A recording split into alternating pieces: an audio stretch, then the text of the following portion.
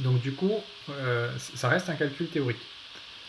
Alors après, on a une autre façon d'évaluer ça de façon beaucoup plus simple et qui s'affranchit de l'hypothèse la température est constante.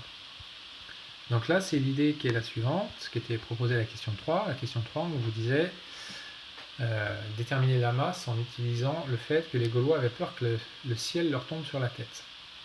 Donc c'est ce que je fais ici. L'idée, c'est de dire, là j'ai le sol. Je vais isoler une petite surface ici sur le sol. Et je vais écrire l'équilibre mécanique de la couche d'air qui va de là et je monte jusqu'à l'infini. D'accord ? Cette couche d'air, elle a une masse m. Elle subit quoi comme force ? Elle subit 3 forces. Elle subit son poids et... Alors elle subit les forces de pression latérales, mais celle-là, elle se compense. Elle subit la force de pression qu'exerce le dessous de la couche dessus, donc au niveau du sol, et la force de pression à l'infini. Mais il n'y a pas de force de pression à l'infini. Donc vous avez le poids qui est comme ça, qui est vers le bas. Et puis vous avez une force de pression qui est ici, qui est vers le haut. Ça, c'est une force de pression. Et ces deux forces, elles se compensent. D'accord ? Et donc je dis juste, en fait, cette couche d'air, quand elle est à l'équilibre, j'ai les deux forces qui se compensent. Donc je dis, la force de pression égale au poids. La force de pression, c'est P0 fois la surface. Le poids, c'est M fois G. À supposer que G soit quasi constant. D'accord ? J'y reviendrai un petit peu après. Et après, ce que je vais faire, c'est que je vais transposer ce raisonnement-là en remplaçant la surface, qui était ma petite surface de départ, par la surface de la Terre. La surface de la Terre, c'est la surface d'une sphère, c'est 4 pi r t carré. Et donc, un petit calcul d'ordre de grandeur en 2 lignes me donne une masse qui est P0, 4 pi r t carré sur G, ça fait 1,3 10 puissance 15 kg. Et là, vous comparez avec celle d'avant, 1,6. Et vous voyez, finalement, de faire tout ce gros calcul d'intégrale, etc., en ordre de grandeur, ça sert à rien. Ok ? Le fait que G soit quasiment uniforme, ça marche quand même assez bien parce que à 10 km de haut, si vous calculez l'accélération de la pesanteur, il n'y aura même pas 0,5% de variation. Donc ça, c'est une assez bonne hypothèse. Voilà, donc ça c'est deux calculs, un compliqué avec un gros modèle compliqué et un beaucoup plus basique sur un coin de table, et finalement c'est une situation où c'est le calcul basique qui est le plus rapide et qui n'est pas forcément moins fiable. On fait la 6. Alors on fait la 6 aujourd'hui, la 7 je la ferai demain, parce que la 7 elle est un peu loin. Alors exercice 6, c'est un exercice assez compliqué quand on le lit au départ, mais finalement la solution elle est assez simple. Donc c'est l'expérience de Jean Perrin. Alors le but c'est de mesurer le nombre d'Avogadro. D'accord ? Donc le principe c'est que vous avez de l'eau, un bac d'eau, et dans ce bac d'eau vous déposez des micro-billes de latex. Et on sait faire des billes de rayons bien caractérisés. Donc le rayon de ces billes, il est marqué ici. Donc ça, on sait faire, donc c'est fabriquer des billes qui ont quasiment toutes le même rayon. Et ensuite, vous mettez un microscope ici sur le côté et vous comptez par tranche. Comme ça, vous découpez en tranches et vous comptez le nombre de billes que vous allez voir dans chaque tranche. D'accord ? C'est les nombres qui sont ici.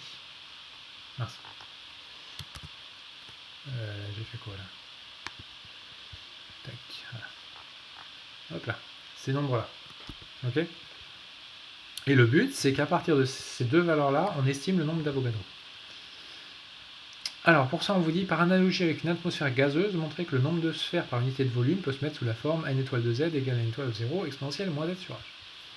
Alors là, l'idée, c'est de dire, j'ai des billes de latex qui sont en suspension, je vais regarder quels sont les effets, on va dire, orientés, et quels sont les effets, on va dire, désorientés. Donc les effets désorientés, c'est l'agitation thermique.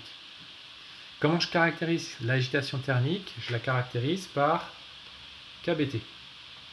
Ça caractérise l'agitation thermique. Et qu'est-ce qu'il y a comme force qui peut orienter le mouvement ? Il y a le poids qui va faire tomber vers le bas, et la poussée d'Archimède qui va monter vers le haut. Le poids, c'est un glisseur. La poussée d'Archimède, c'est aussi un glisseur. Si vous la dessinez à différents endroits, vous allez la dessiner pareil. Là, je la dessine comme ça, là, je la dessine comme ça, là, je la dessine comme ça, etc. D'accord? Donc je vais pouvoir caractériser l'énergie potentielle d'une particule en prenant comme origine le sol, comme axe ascendant un axe comme ça, et je vais écrire l'énergie potentielle comme celle du poids plus celle de la poussée d'Archimède. Et l'énergie potentielle de la poussée d'Archimède, son expression c'est la même que celle du poids avec un signe moins, et avec la bonne masse volumique. Donc ça donne cette expression-là, où V c'est 4 tiers de pi a cube. Ok? Je l'ai écrit juste en dessous. Et du coup, une fois que j'ai identifié ça, je peux aller directement de là à là en disant j'ai une assemblée de n billes à la température donnée, leur distribution statistique qui suit la statistique de Maxwell-Boltzmann. Et donc j'explicite n étoile de z en utilisant le facteur de Boltzmann. Et pourquoi ça fait n étoile de 0? Parce que EP de 0, il vaut 0. Donc si vous appliquez la formule que j'ai écrite juste en dessous en z égale 0, vous vérifiez que c'est cohérent. Et après, vous avez juste à réécrire EP. Donc la suite de la question, c'est juste je réécris EP et j'identifie la valeur de H. D'accord? Attention, la valeur de H, c'est plus celle qu'on avait dans le cas du modèle du gaz parfait. Le point commun, c'est ça. C'est le facteur de Boltzmann. Et une fois que vous avez fait ça, ah oui, le facteur de Boltzmann, vous pouvez le sortir comme ça. En fait, il faut que vous soyez capable d'identifier les situations où c'est pertinent d'utiliser. Et les situations où c'est pertinent d'utiliser, c'est vous avez une assemblée de n entités identiques à une température fixée qui subit une force conservative. Donc exemple, n molécules d'air qui subissent son poids. Exemple, n petites billes de latex qui subissent leur poids aussi. D'accord? Et par contre, vous voyez que dans le facteur de Boltzmann, le EP, c'est le EP total. C'est pas que le EP de pesanteur. Donc là, il y avait la poussée d'Archimède. Alors, comme on a EP de pesanteur, c'est facile ça. EP, c'est mgz. D'accord? La poussée d'Archimède, elle est vers le haut. Donc au lieu que ce soit mgz, ce sera moins m étoile gz. Et puis après, je remplace m par masse volumique fois volume. Ok? Et donc une fois que j'ai écrit ça, tac, bah là vous voyez, je ne pose pas beaucoup de calculs. Ce qui est important, c'est d'identifier la statistique et de dire, ok, ça c'est une statistique de Maxwell-Boltzmann, j'écris le facteur de Boltzmann directement. Et donc du coup, la question 2, après, c'est juste réutiliser tout ça. Alors, on connaît la constante ici des gaz parfaits. Donc, on va trouver soit la constante de Boltzmann, soit le nombre d'Avogadro. Donc là, dans l'expérience, on peut isoler la constante de Boltzmann. On utilise les deux valeurs ici et on isole la constante de Boltzmann. Et de ça, on en déduit le nombre d'Avogadro. D'accord? Donc ça, c'est juste un petit calcul à faire. Je vous ai posé le calcul ici et on trouve le bon ordre de grandeur. D'accord? Il n'y a pas besoin du le préfacteur n'est pas terrible sur cette expérience-là. Après, ça a été affiné.